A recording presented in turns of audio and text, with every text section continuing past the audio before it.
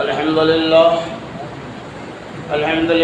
نحمده ونستعينه ونستغفره ونؤمن به ونتوكل عليه ونعوذ بالله من شرور أنفسنا ومن سيئات أعمالنا من يهده الله فلا مضل له ومن يضلل فلا هادي له وأشهد أن لا إله إلا الله وحده لا شريك له وأشهد أن محمدا عبده ورسوله أما بعد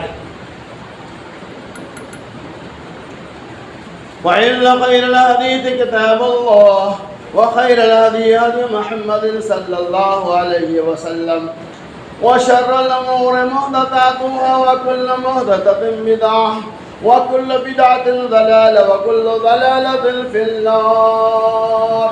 أعوذ بالله من الشيطان الرجيم. بسم الله الرحمن الرحيم.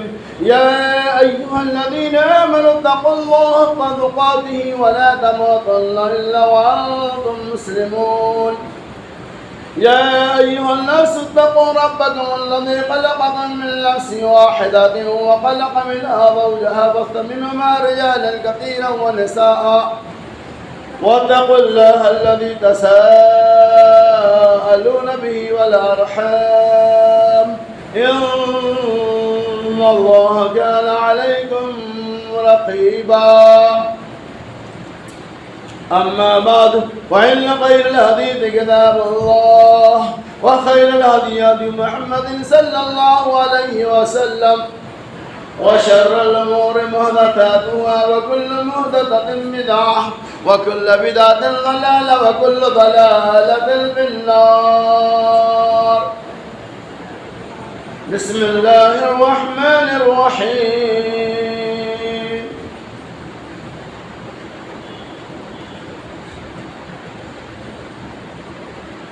عن أبي هريرة رضي الله عنه قال قال رسول الله صلى الله عليه وسلم اجتنبوا السبع والموبقات. قيل ما هن يا رسول الله؟ قال الشرك بالله والسحر وقتل النفس التي حرم الله إلا بالحق وأكل الربا وأكل المال اليتيم وتولي يوم الزحف وقذف المحسنات المؤمنات. رواہ متفق علیہ. اس روایت کو امام بخاری اور امام مسلم علیہ الرحمٰن نے نقل کیا ہے.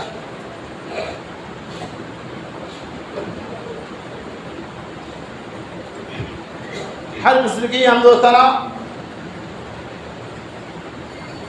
بڑائی اور کبریائی اللہ تبارک و تعالیٰ کے لیے ہے جس رب العالمین کی توفیق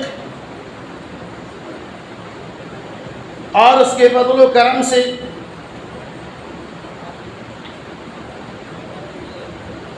جمعہ کے دن جمعہ کے خطبہ اور دو رکعت نماز کے لیے حاضری ہوئی. اللہ سے دعا کہ اللہ تبارک و تعالی ہماری اور آپ کی آمد کو قبول فرما لے. آمین یا رب العالمین. میرے دوستوں، بزرگوں، عزیز ساتھیوں، جیسا کہ اس بات کو آپ بخوبی جانتے ہیں،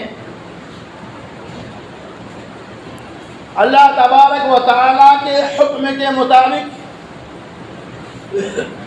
محمد رسول اللہ صلی اللہ علیہ وسلم نے یا آپ سے پہلے تمام انبیاء کرام نے اپنی اپنی امتیوں کو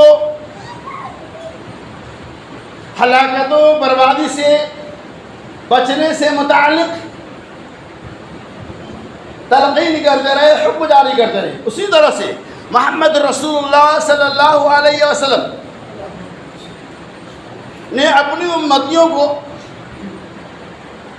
کچھ ایسی چیزیں ہیں جو ہمیں اور آپ کو ہلاک کر دینے والی ہیں، کچھ ایسے جراثیم اور گناہ ہیں جو ہمیں لے ڈوبے گی. جس گناہ اور جراثیم سے اگر ہم متصل ہو گئے تو ہماری اخروی زندگی تباہ برباد ہو جائیں گی. اور اس کے نقصانات دنیا میں اعتبار سے بھی بسا ظاہر ہوتے رہتے ہیں۔ وہ ہلاک کر دینے والی چیزیں کیا ہیں؟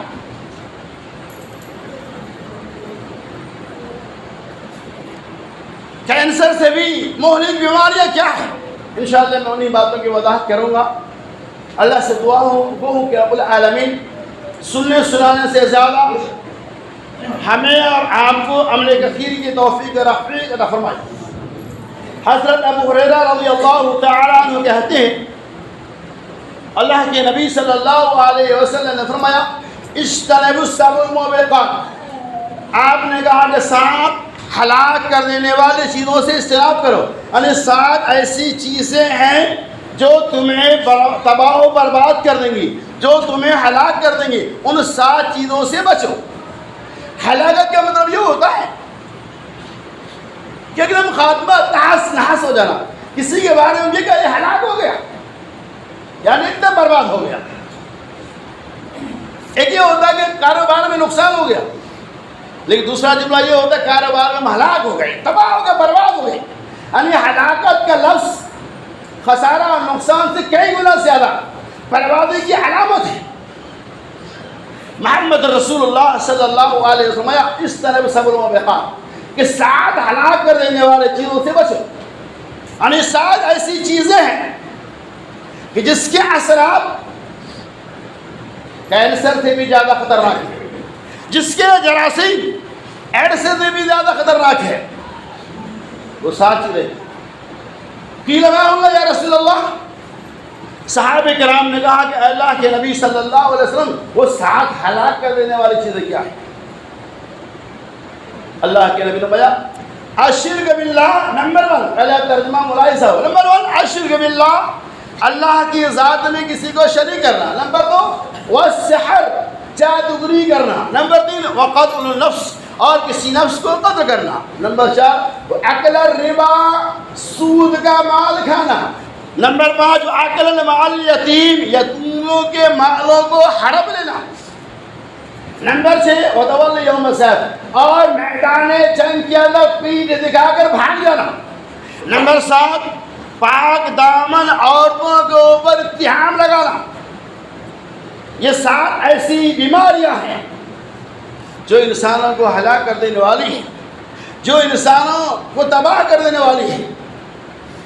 الشرک باللہ، نمبر 1 پر آپ نے فرمایا الشرک باللہ، اللہ کی ذات میں شرک کرنا، یعنی اس کا معنی یہ ہوتا ہے کہ اللہ تبارک و تعالیٰ کو چھوڑ کر رب العالمین کی عبادت کے بجائے دوسروں کی عبادتیں کرنا، یا رب العالمین کی جو صفات ہے ان صفات کو کسی غیر میں متصل کر دینا، یا اللہ تبارک و تعالیٰ کی جو شان اور شوکت ہے ان شان اور شوکت کو بندوں کے اندر شامل کر دینا، یہی تو شرک ہے۔ مثال کے طور پہ اللہ کی ایک صفات ہے کہ اللہ تبارک و تعالیٰ یخلق ما یشاء، اللہ جس طرح سے چاہے پیدا کرتا ہے، جسے چاہے باج بنا دے، جسے چاہے اولاد دے، جسے چاہے لڑکا دے، جسے چاہے لڑکی دے، جسے چاہے سب کچھ دے، یہ صفت صرف اللہ کی ہے۔ آپ اس صفت کو بندوں میں شامل کر دینا، خالقیت کی صفات کو بندوں سے متصل کر دینا کہ نہیں، بندوں میں بعض ایسی ہستیاں ہیں، بزرگوں میں بعض ایسے طاقتور بزرگ ہیں جن کے پاس اتنی طاقتیں ہیں، وہ جسے چاہے اولاد دے دے، جسے چاہے لڑکا دے دے، جسے چاہے لڑکی دے دے۔ اگر یہ صفات کسی بندوں میں شامل کرتے ہیں تو یہ شرک ہے، اس سے میں بچنا چاہیے۔ مثال رزق کا لینا، رزق کی کنجیاں چابیاں اللہ کے ہاتھ میں۔ اب کوئی آدمی کسی باباؤں کے چکر میں آ کر رزق کو دینے والا اسے سمجھ لے، یہ اللہ کی ذات میں شرک ہے۔ اس طرح کی 1 2 نہیں سینکڑوں مثالیں آپ کے سامنے آئیں گے۔ مقتضی یہ ہے کہ اللہ رب العالمین کی صفات جو اللہ کے لیے خاص ہے ان صفتوں کو بندوں سے متصل کر دینا، ان خوبیوں کو بندوں سے جوڑ دینا، یہ چیز شرک ہے۔ اللہ تعالیٰ الشرک باللہ، اللہ کی ذات میں شرک کرنا، اللہ ہمیں شرک سے بچانے کی توفیق رفیق فرمائے۔ والسحر، جادوگری کا عام رواج ہے. اس زمانے کے اندر بھی زمانہ اسلام سے پہلے زمانے جاہلیت کے اندر ساحروں کا بڑا مقام تھا, جادوگروں کا بڑا مقام تھا, اور ہر کام جادوگری کے ذریعہ سحر کے ذریعہ لوگ انجام دیتے تھے, پائے تک بھی تب ہو جاتے. آج بھی معاملہ لگ بھگ اس تحلیل تک ہم نے پہنچا دیا کہ آج جادوگری کا مقام مرتبہ ہم نے بڑھا دیا. سحر کے معنی ہوتے جادوگری. آج کیا ہوتا ہے, ہماری طبیعت کوئی بہت بھی خراب ہو گئی, ان سے ہمارے بچوں کو لگتا ہے جادو لگ گیا, خود اپنے آپ فیصلہ کر لیتے. حالانکہ اب کہاں جائیں ہیں, چلے گئے یہاں چکر لگانا ہے کہ اب ہمیں اس شہر کو اتارنا ہے, اب وہاں وہ اپنا حربہ استعمال کرتا ہے غلط طریقہ سے. تو وہ سحر جادوگری بہت ہی خطرناک چیزیں ہیں, یہ آپ کے عقیدے کو بگاڑنے والی چیزیں ہیں. آج بہت ساری موتیں اس لیے ہو گئی ہیں جادوگری کے چکر میں, باباؤں کے چکر میں, جھاڑ پھونک کے چکر میں. ہم نے دواؤں کو نہیں کر دیا, دوا سے کچھ ہونے والا نہیں ہے, اس کے اوپر سحر ہے بس جادوگری. اب سحر کے ذریعہ تعویذات کو باندھے جا رہے ہیں, بیماری کچھ اور دوا کچھ اور. بہت ساری موتیں اس بنیاد پر ہوتی ہیں کہ ہم دوا کا استعمال نہیں کرتے ہیں, اور یہ میں کہہ دیا جاتا ہے, کہنے والے کہتے ہیں ان کے اوپر بہت خطرناک جادو کر دیا گیا ہے, 7 جادو ہے, 21 جادو وغیرہ وغیرہ, بٹ اس کا علاج کرنے میں 3-4 مہینہ لگ جائے گا, ایسا ویسا بہرحال ایک لمبی کہانی بنا دیتی ہے. اور عورتیں خاص طور سے اس بیماری میں ملوث ہے. آپ کے شوہر سے انمن ہوا, چلے گئے باباؤں کے پاس, ایسا ہوا ویسا ہوا, آپ کو اپنے جادوگری آلات کا استعمال کرنے لگے کہ آپ کے اوپر جادو کرنا شروع کر. اللہ نے وہ سحر, یہ جادوگری بھی ہلاک کر دینے والی چیزیں ہیں. جادوگری سحر یہ گرچہ سحر کا علم جائز ہے لیکن اس کا استعمال کرنا جائز ہے, حرام ہے. جو جادوگری ہے, جو سحر کا دور چل رہا ہے وہ حرام ہے, اس سے ہمیں اور آپ کو بچنا چاہیے. نمبر 3, وہ اکل الربا, اور سود کا کھانا. اب دیکھیے کہ سود کا ماحول کتنا بھیانک ہو گیا. جس طرح سے شرک کا دائرہ وسیع ہوتے جا رہا ہے, جادوگری کا دائرہ وسیع ہوتے جا رہا ہے, آپ بڑے تعجب کی بات ہے, ویسے ہی ربا اور سود کا دائرہ بھی بالکل وسیع ہوتے جا رہا ہے. سود الگ الگ طریقہ سے آج مسلمان کھا رہے ہیں. آج ماشاء اللہ کوئی گھر ایسا نہیں ہے جو سود جیسی بدترین لعنت سے محفوظ معمول الا ماشاء اللہ. آج سود کے نئے نئے طریقے ہمارے بیچ رائج ہیں, جس سے آپ دیکھ رہے ہیں, اپنی آنکھوں سے دیکھتے ہیں, سنتے ہیں کہ الگ الگ طریقہ سے لوگ سود کے کاروبار میں ملوث ہیں. ایک تو سود جو عام طور پہ جنرلی ہوتا ہے اس کو ہر کوئی سود کہتے ہیں, لیکن سود وہی نہیں ہے. سود کے 70 اقسام انشاءاللہ. جس خطبہ میں میرا موضوع صرف سود ہوگا, میں پوری تفصیل آپ کے سامنے رکھوں گا کہ سود کی حقیقت حال کیا ہے. اللہ ہمیں اور آپ کو اس بدترین لعنت سے اجتناب کرنے کی توفیق رفیق رحمائی. وہ اکل الیتیم, اور یتیموں کے مالوں کا کھانا. یتیموں کی ہمارے معاشرے میں کوئی قدر و قیمت نہیں. یتیم ہو گیا, جو سمجھدار ہو, جو صحیح جو عقیدہ ہے, جو ایمان والا ہے, جو اللہ سے ڈرتا ہے, وہ تو ہمیشہ ڈرے گا. اس کا باپ تھا تب بھی, نہیں ہے تب بھی. لیکن کیا ہوتا ہے عام طور پہ جب بالکل وہ یتیم ہو جاتا ہے, یعنی یتیم کا میننگ یہ نہیں ہے کسی آدمی کا باپ انتقال کر جائے اور صرف وہی یتیم, ایسا کچھ نہیں. یتیم صرف وہی نہیں ہوتا ہے. عام طور پر تصورات یہ ہے یتیم اسے کہا جاتا ہے جس کا باپ انتقال کر چکا, اور شریعت کے اعتبار سے یتیم کا اطلاق سن بلوغ تک ہی ہوتا ہے. یہ تو حقیقی ہے, آپ کے باپ کا انتقال ہو گیا, جب تک آپ بالغ نہیں ہیں آپ کے اوپر یتیم کا استعمال کیا جائے گا. اس کے بعد کی بات میں بتاتا ہوں. یتیم کا مطلب یہ ہے کہ بچہ بھی ہوش مند نہیں ہے, عقل و شعور نہیں ہے. ان کی جائیداد کو ان کے باپ کے انتقال کے بعد ان کے پڑوسی ہڑپنا چاہتا ہے اور بسا کا قبضہ بھی کر لیتا ہے, چونکہ بیچارے کو 20 سال 25 سال کی عمر ہے, اسے اس کا کوئی علم نہیں ہے. تو اللہ کے ربا اکل الیتیم, اکل مال الیتیم, اور یتیموں کو مالوں کو کھانا. قرآن نے دوسری جگہ فرمایا اور یتیموں کو بے گناہ تم حاکم وقت کے پاس لے جا کر ان کے مال کے اوپر ناجائز قبضہ نہ کرو. کسی یتیم کو کورٹ کچہری میں گھسا کر ان کی جائیداد کو پیسوں کے ذریعہ دنیا میں حاصل کر لیں گے. رب کعبہ کی قسم, مرنے کے بعد اللہ کے حساب دینا ہوگا. اگر یقیناً آپ اس غریب کا, اس یتیم کا مال اپنی طاقت کی بنیاد پر, مال و دولت کی بنیاد پر, زمین کی بنیاد پر غصب کر لیا ہوگا, ہڑپ کر لیا ہوگا, اللہ کی عدالت آخری عدالت ہے. دنیا کی عدالتیں تو بے شمار ہے لیکن رب کی عدالت آخری عدالت ہوتی ہے. اس عدالت کے اندر گھسپیٹی نہیں چلے گا, اس عدالت کے اندر سود خوری نہیں چلے گا. اگر آپ نے کسی یتیم کے مال کو ہڑپا ہوگا تو قیامت کے دن اس یتیم کو مال دلا دیا جائے گا اور اس کی وجہ سے آپ جہنم رسید کر دیے جائیں گے. لہٰذا اللہ سے دعا کرتا اللہ تبارک و تعالیٰ ہمیں اور آپ کو تمام مسلم و مسلمات کو یتیموں کے مالوں کو ناجائز طریقہ سے ہڑپنے سے بچانے کی توفیق رفیق رحم آئے. وآکل المال یتیم وتولی یوم السیف, اور میدان جنگ کے اندر یعنی لڑائی کا ماحول ہے, لڑائی جنگ کی تیاری ہو رہی ہے. ہم لوگ میدان جنگ کے اندر جا چکے ہیں, پیچھے سے ہم نے سب کو تیار کیا, سارے لوگ میدان جنگ کے اندر اعداء اسلام سے مقابلے کے لیے کھڑے ہیں. اب تب کا ماحول ہے, ایسے ماحول میں ہم نے کیا کیا, اپنا پیٹ جائے گا مطلب پیچھے سے چپکے سے نکل لیا. اللہ کے رسول, اس سے کیا ہوگا, اسلامی جو حمیت ہے, اسلامی جو طاقت غیرت ہے, اسلامی جو قوت ہے, اس قوت کے اندر کمزوری آ جائیں گی. آپ کے آنے اور نہ آنے سے فرق نہیں پڑے گا, لیکن ظاہری طور پہ اگر آپ آ رہے ہیں تو سامنے والوں کا دل پست ہو جائے گا, وہ ان کے دل کے اندر تھوڑی گھبراہٹ آ جائیں گی. اللہ کے رویہ, اور وہ لوگ جو میدان جنگ کے اندر پیٹ دکھا کر بھاگ لیتے ہیں, تو میدان جنگ سے پیٹ دکھا کر بھاگنا یہ کسی مسلمان کے لیے حلال اور جائز ہے ہی نہیں. کہ آپ جب میدان میں اتر چکے ہیں تو آخری دم تک اعداء اسلام سے اسلام کی عبادت کے خاطر, اسلام کے حقانیت کے خاطر, اسلام کو بلند بالا کرنے کے خاطر, اپنی ماں بہن کی عزت و عفت کی عبادت کے خاطر اس میدان جنگ کے اندر آخری دم تک ہمیں جنگ لڑنی ہوگی. پیٹ دکھا کر بھاگنے والا آدمی اللہ کو پسند نہیں. تو امام کائنات محمد رسول اللہ صلی اللہ علیہ وسلم نے فرمایا, چھٹا ہلاک کر دینے والی چیز میدان جنگ سے پیٹ دکھا کر بھاگ دینا. نمبر 7, اور مومنہ پاک دامنہ عورتوں کے اوپر اتہام لگانا, الزام لگانا, یہ بھی ہمارے معاشرے کے اندر ایک ناسور بیماری ہے.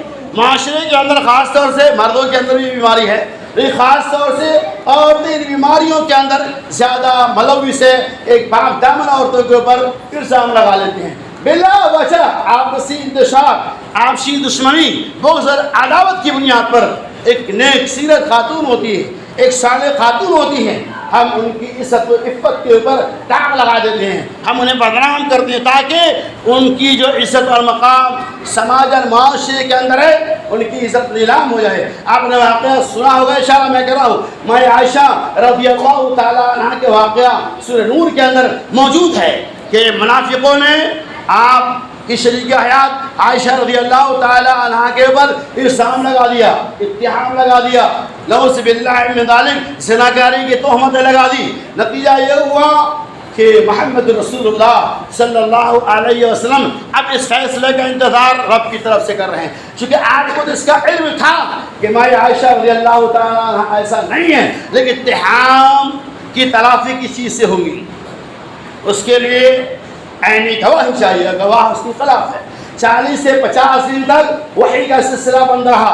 پھر اللہ تبارک و تعالیٰ نے وحی کے ذریعہ محمد رسول اللہ صلی اللہ علیہ وسلم کو اطلاع دی کہ اے نبی محمد صلی اللہ علیہ وسلم, آپ کی شریک حیات عائشہ رضی اللہ تعالیٰ عنہ پاک ہے. منافقین نے اس کے اوپر الزام لگایا ہے. تو الزام اتنی خطرناک چیز ہے جس نے عائشہ محدثہ جیسی خاتون کو بھی نہیں چھوڑا, یہ صحابیہ کو نہیں چھوڑا, جس نے ازواج مطہرات تک کو بھی نہیں بخشا. تو معاشرے کے اندر جو انتشار ہوتا ہے ایک وجہ اس کی یہ بھی ہوتی ہے کہ عورتوں کے اوپر بلا وجہ اتہام لگا دیا جاتا, الزام لگا دیا جاتا ہے, اور اس کا شعار بلا کسی تحقیق کے اپنے عورت کے اوپر, اپنے وائف کے اوپر برس پڑتے ہیں, اور آخر میں طلاق خلا کی نوبت آ جاتی ہے. لہذا کبھی ایسا معاملہ ہے اتہام جیسی تو آپ وہاں تحقیق کر لیا کریں حقیقت حال کیا ہے۔ تو خلاصہ کلام یہ ہے کہ محمد رسول اللہ صلی اللہ علیہ وسلم نے ان 7 ہلاک کر دینے والی چیزوں سے